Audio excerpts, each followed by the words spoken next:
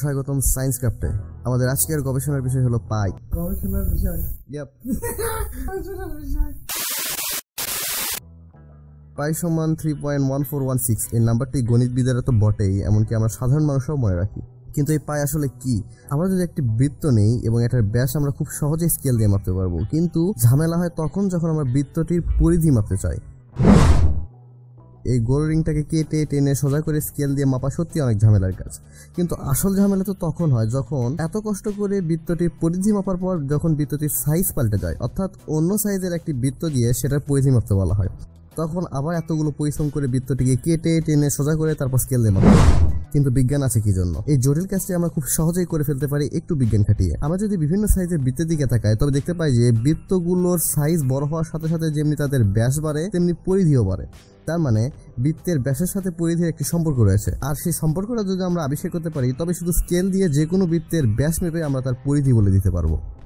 বৃত্তের পরিধির সাথে ব্যাসের এই সম্পর্কের ব্যাপারটা মানুষ আজ থেকে প্রায় 4000 বছর আগেই লক্ষ্য করেছিল। তারা দেখেছিল যে কোনো বৃত্তের পরিধিকে ব্যাস দিয়ে ভাগ করলে একটি সংখ্যা পাওয়া যায় এবং যে কোনো সাইজের বৃত্তের জন্য এই সংখ্যাটি একই, অর্থাৎ ধ্রুবক, এর কোনো পরিবর্তন হয় না। এই ধ্রুবক সংখ্যাটিকে আমরা বলি পাই।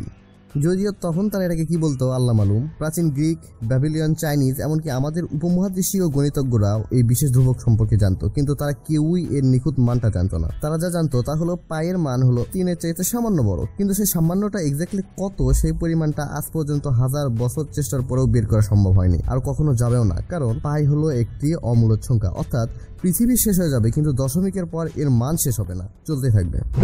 যাই হোক, এই পাইয়ের মান প্রথম বৈজ্ঞানিক উপায় নির্ণয় করেন আর্কিমিডিস। এর আগে যারা নির্ণয় করেছিলেন তাদের কারোরই গ্রহণযোগ্য কোনো পদ্ধতি ছিল না। এই সেই ইউরেকার আর্কিমিডিস। তিনি যখন পাইয়ের মান হিসাব করেছিলেন তখনও ক্যালকুলাস আবিষ্কার হয়নি।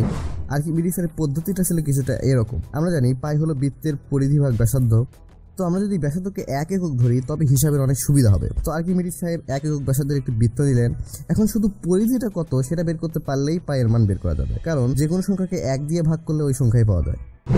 এবার পরিধির দৈর্ঘ্য নির্ণয় করার জন্য আমরা বৃত্তটির বাইরে এবং ভেতরে একটি বর্গক্ষেত্র আঁকলাম। এখানে স্পষ্ট দেখা যাচ্ছে যে বৃত্তটির পরিধি ভেতরে বর্গক্ষেত্রের পরিধির চাইতে বড় এবং বাইরে বর্গক্ষেত্রের পরিধির চাইতে ছোট। তাহলে পাইয়ের মান হবে ভেতরের বর্গক্ষেত্রের পরিধির মানের চেয়ে বড় এবং বাইরের বর্গক্ষেত্রের পরিধির মানের চেয়ে ছোট। এখানে যেহেতু আমরা বৃত্তের ব্যাস 1 একক ধরেছি, তাহলে বাইরের বর্গক্ষেত্রের বাহুগুলো 1 একক করে হবে। তাহলে বাইরের বর্গক্ষেত্রের পরিধি হচ্ছে 4 একক এবং ভেতরের বর্গক্ষেত্রকে কর্ণ দুটি দ্বারা আমরা দুটি ত্রিভুজে বিভক্ত করতে পারি। আমরা খুব সহজে বর্গক্ষেত্রের বাহুর মান নির্ণয় করতে পারি অতিভুজ স্কয়ার ইকুয়াল টু লম্ব স্কয়ার প্লাস ভূমি স্কয়ার এই সূত্রটি দ্বারা। কেননা এখানে অতিভুজের মান আমরা ধরেছিলাম 1। এভাবে ভেতরের বর্গক্ষেত্রের পরিধির মান বের হয় প্রায় 2.828। তাহলে আমরা পেলাম পাইয়ের মান 4-এর চেয়ে ছোট কিন্তু 2.828-এর চাইতে বড়। এবার যদি আমরা বর্গক্ষেত্রের বদলে বৃত্তের ভেতরেও বাইরে একটি করে পঞ্চভুজ নেই তবে আমরা আরেকটু কাছাকাছি পাইয়ের মান পাবো। এভাবে যথাক্রমে সপ্তভুজ এবং ক্রমাগত বাহুর সংখ্যা বাড়াতে থাকলে আমরা আরো নিখুঁত ও আরো কাছাকাছি পাইয়ের মান পাবো। আর্কিমিডিস সাহেব এভাবে 96টি পর্যন্ত বাহু বিশিষ্ট বহুভুজ এঁকে পাইয়ের মান নির্ণয় করেছিলেন। তার নির্ণয় ছিল পাইয়ের মান হলো 3 সমস্ত 71 চাইতে বড় কিন্তু 3 সমস্ত 7 চাইতে ছোট। আর্কিমিডিসের এই পদ্ধতি শুধু পাইয়ের মান নির্ণয় করতে সাহায্য করেনি, বরং ক্যালকুলাসের মতো গণিতের যে একটি শাখা প্রয়োজন সে কথা আমাদের বুঝিয়ে দিয়েছেন। তাই যদিও আজকের দিনে বিতর্ক রয়েছে ক্যালকুলাসের আবিষ্কারক নিউটন নাকি লিবনিজ, কিন্তু আমার কাছে ক্যালকুলাসের আদিপিতা হলেন আর্কিমিডিস। এরপর গণিতজ্ঞরা পাইয়ের মান নির্ণয় করার জন্য অনেক ফর্মুলা তৈরি করে গেছেন। তার মধ্যে বিখ্যাত ফর্মুলা দিয়ে গেছেন আমাদের উপমহাদেশের একজন বিজ্ঞানী রামানুজান। তার ফর্মুলা হলো পাইয়ের মান 98001 ভাগ 11003 গুণন √8।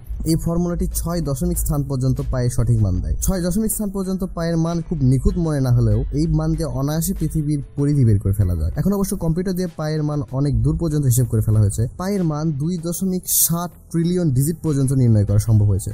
অনেকে তো আবার এই পাইয়ের মান মুখস্থ করে বিশ্ব রেকর্ড গড়ার জন্য প্রতিযোগিতা শুরু করে দিয়েছে। 1981 সালে রজন মহাদেব নামের ইন্ডিয়ার একজন লোক পাইয়ের মান 31811 ডিজিট পর্যন্ত মুখস্থ বলেছিলেন। 1989 সালে জাপানের হিডিয়াকি টমোয়োরি 40,000 ডিজিট পর্যন্ত পাইয়ের মান মুখস্থ বলেছিলেন। সর্বশেষ পাইয়ের মান মুখস্থ বলার রেকর্ড হলো 67,890 ডিজিট পর্যন্ত এবং এই রেকর্ডের মালিক হলেন চায়নার লু চাও নামের এক ব্যক্তি। সায়েন্স ক্রাফটের ভিডিওগুলো নিয়মিত পেতে সাবস্ক্রাইব তো অবশ্যই করেন, কিন্তু আপনাদের কাছে মানসম্পন্ন কন্টেন্ট পৌঁছে দিতে যেহেতু রিসার্চ, অ্যানিমেশন এবং এডিটিং এসব করতে অনেক সময় লাগে, তাই ভিডিওগুলো নিয়মিত আপলোড করতে পারি না। সেজন্য সাবস্ক্রাইব করে এই বেল আইকনে ক্লিক করেন, তাহলে সায়েন্স ক্রাফটের ভিডিও আপলোড করা মাত্র আপনার কাছে নোটিফিকেশন চলে যাবে।